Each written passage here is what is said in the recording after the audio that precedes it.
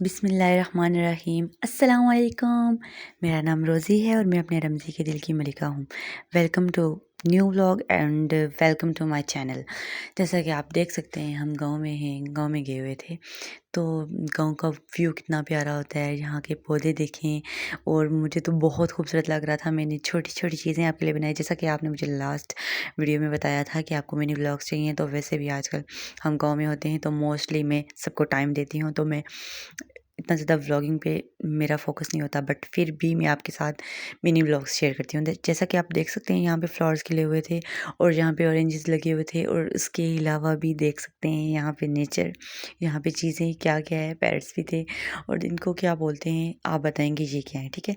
उसके अलावा ये पैरट है और उसके अलावा मैं आपको बता दूँ कि इतना खूबसूरत लगता है इन चीज़ों को देखना, ठीक है? और हम छत पे गए थे और छत पे जाके हमने प्यारा-सा गाँव का व्यू बनाया था, ठीक है?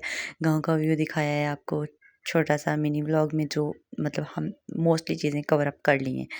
और इसके अलावा मैं आपको ये बताना चाहती हूँ कि इंसान जब गाँव में आता है तो काफ़ी सारी चीज़ें आप भूल जाते हैं, मतलब आपको एक अलग सा सुकून मिलता है, एक अलग चीज़।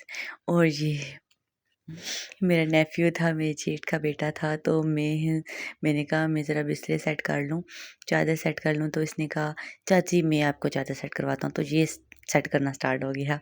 तो माशाल्लाह ये मेरे साथ बहुत करता है।